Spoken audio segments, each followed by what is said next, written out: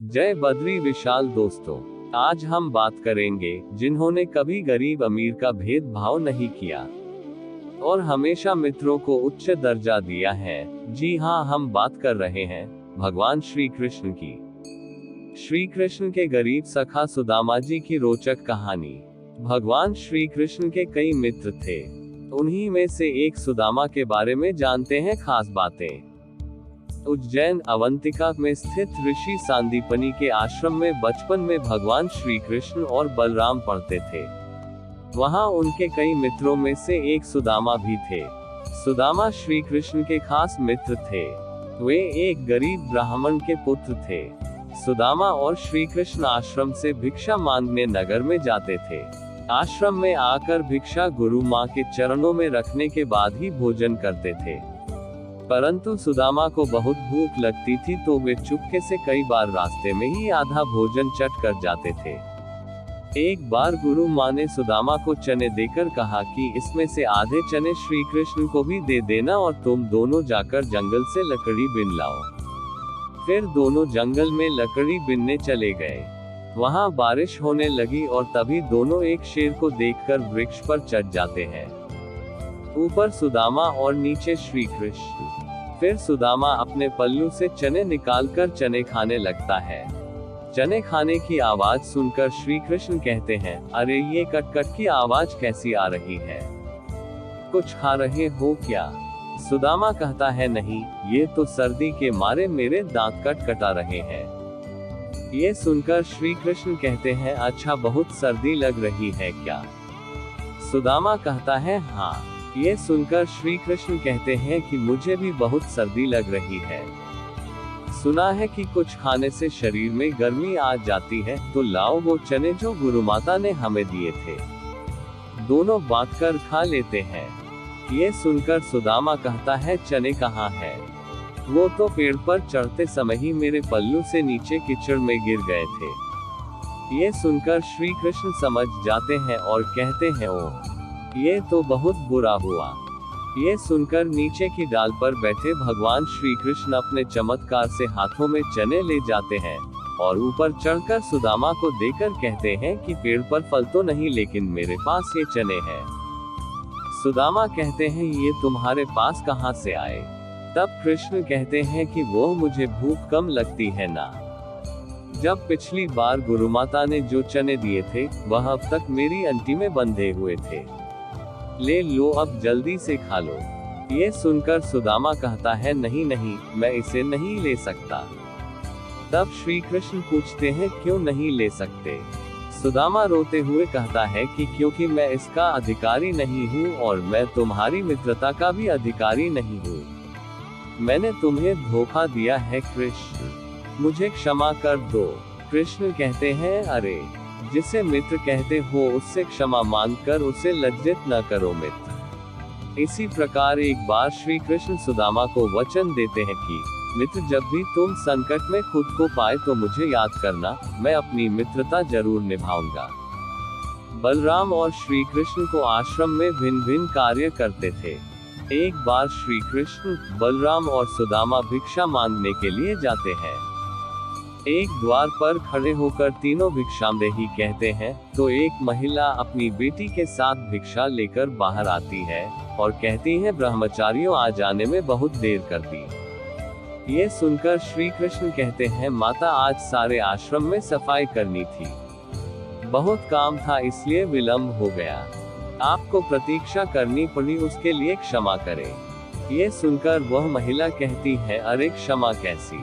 मैं तो इसलिए प्रतीक्षा कर रही थी कि रोज तुम रूखी सूखी रोटी लेकर जाते हो। आज घर में मालपुआ बने थे तो मैंने सोचा तुम जल्दी आ जाओगे तो गरम गरम खाओगे। देखो, मैंने कपड़े से ढककर मालपुआ गरम गरम रखे हैं तुम्हारे लिए। ये देखकर सुदामा का मन ललचा जाता है। वह कहता है, मालपुआ? आज मालपुए बने हैं? वह महिला कहती है, हाँ, आज घर में पूर्णमासी की पूजा थी। फिर वह तीनों को मालपुए देकर कहती है, अब इसे जल्दी से खाओ, गरम गरम खाने में आनंद आता है। सुदामा तो खाने ही वाला था कि तभी श्री कृष्ण कहते हैं, नहीं माता, हम यहाँ नहीं खा सकते। वह महिला पूछती है, क्यों? तब श्री कृष्ण कहते हैं कि आश्रम का यही नियम है कि सारी भिक्षा गुरु चरणों में अर्पित कर दी जाए, फिर वह उसमें से जितना दे वही हमें खाना चाहिए। ये सुनकर सुदामा को अच्छा नहीं लगता है। ये सुनकर वह महिला गुरु के लिए भी मालपुए का एक पैकेट दे देती है। अब उन तीनों के पास 4 पैकेट हो जाते हैं। फिर तीनों वहां से चले जाते हैं। रास्ते में एक नदी के किनारे रुककर बलराम और श्री कृष्ण हाथ मुंह धोने जाते हैं। इसी दौरान सुदामा मालपुए निकालकर चुपचाप खाने लगता है। तभी श्री कृष्ण उसे मालपुए खाते हुए देख लेते हैं और मुस्कुरा देते हैं। फिर वह चुपचाप उनके पास पहुंचकर कहते हैं, तुम समझते हो कि मैंने कुछ नहीं देखा।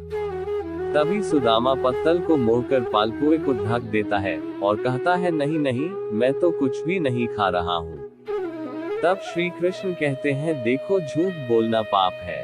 ये सुनकर सुदामा कहता है, और ब्राह्मण को भूखा रखना भी पाप है। ये सुनकर कृष्ण कहते हैं, मैं तुम्हें भूखा रख रहा हूँ। तब सुदामा कहते हैं, और क्या उसने कितनी ममता से कहा था कि मेरे सामने खा लो, और तुमने आश्रम के सारे नियम बता दिए। तब श्री कृष्ण कहते हैं, नियम तो है, गुरुदेव को पता चलेगा तो वे क्या कहेंगे। ये सुनकर सुदामा कहता है, गुरुदेव को कैसे पता चलेगा? रोज हम 3 रोटी लेकर जाते हैं, तो आज भी 3 रोटी लेकर जाएंगे। हाँ, यदि तुमने गुरुदेव को न बता दिया तो। ये सुनकर कृष्ण कहते हैं कि देखो, मैं तुम्हारा मित्र हूँ और मित्रता का धर्म कहता है कि मित्र की कमजोरी पर पर्दा डालना चाहिए। ये सुनकर सुदामा कहता है, तो तुम नहीं कहोगे? श्री कृष्ण कहते हैं, कदापि नहीं। ये सुनकर सुदामा कहता है, तो फिर सारे मालपुए खा लो। श्री कृष्ण कहते हैं, हाँ खा लो। फिर सुदामा खा लेता है तो श्री कृष्ण मालपुए की एक पत्तल निकालकर सुदामा को देते हैं और कहते हैं, ये तुम्हारे हिस्से की भिक्षा हो गई, गुरु माता को दे देना। ये देखकर सुदामा प्रसन्न होकर कहता है, कुछ भी कहो, तुम मित्र बड़े खरे हो। कहते हैं कि सुदामा जी शिक्षा और दीक्षा के बाद अपने ग्राम समाप्तिपुर वर्तमान पोरबंदर में भिक्षा मांगकर अपना जीवन यापन करते थे। सुदामा एक गरीब ब्राह्मण थे। विवाह के बाद वे अपनी पत्नी सुशीला और बच्चों को बताते रहते थे कि मेरे मित्र द्वारिका के राजा श्री कृष्ण हैं, जो बहुत ही उदार और परोपकारी हैं। ये सुनकर एक दिन उनकी पत्नी ने डरते हुए उनसे कहा कि यदि आपने मित्र साक्षात लक्ष्मीपति हैं और उदार हैं, तो आप क्यों नहीं उनके पास जाते हो? वे निश्चित ही आपको प्रचुर धन देंगे, जिससे हमारी कष्ट में गृहस्थी में थोड़ा बहुत तो सुख आ जाएगा। सुदामा संकोचवश पहले तो बहुत मना करते रहे, लेकिन पत्नी के आग्रह पर एक दिन वे कई दिनों की यात्रा करके द्वारिका पहुंच गए। द्वारिका में द्वारपाल ने उन्हें रोका। मात्र एक ही फटे हुए वस्त्र को लपेट गरीब ब्राह्मण जानकर द्वारपाल ने उसे प्रणाम कर यहाँ आने का आशय पूछा। जब सुदामा ने द्वारपाल को बताया कि मैं श्री कृष्ण का मित्र हूँ, तो द्वारपाल को आश्चर्य हुआ। फिर भी उसने नियमानुसार सुदामा जी को वहीं ठहरने को कहा और खुद महल में गया और श्री कृष्ण से कहा, हे प्रभु, को फटेहाल दीन और दुर्बल ब्राह्मण आपसे मिलना चाहता है, जो आपको अपना मित्र बताकर अपना नाम सुदामा बतलाता है। द्वारपाल के मुख से सुदामा नाम सुनकर प्रभु सुध-बुध खोकर नंगे पैर ही द्वार की ओर दौड़ पड़े। उन्होंने सुदामा को देखते ही अपने हृदय से लगा लिया और प्रभु की आंखों से आंसू निकल पड़े।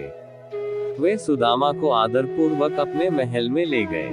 महल में ले जाकर उन्हें सुंदर से आस पर बिठाया और रुक्मणी संग उनके पैर धोए। कहते हैं कि प्रभु को उनके चरण धोने के जल की आवश्यकता ही नहीं पड़ी। उनकी दीनता और दुर्बलता देखकर उनकी आंखों से आंसुओं की धार बहने लगी। स्नान, भोजन आदि के बाद सुदामा को पलंग पर बिठाकर श्री कृष्ण उनकी चरण सेवा करने लगे और गुरुकुल में बिताए दिनों की बातें करने लगे। बातों ही बातों में ये प्रसंग भी आया कि किस तरह दोनों मित्र वन में समिधा लेने गए थे और रास्ते में मूसलाधार वर्षा होने लगी, तो दोनों मित्र एक वृक्ष पर चढ़कर बैठ गए।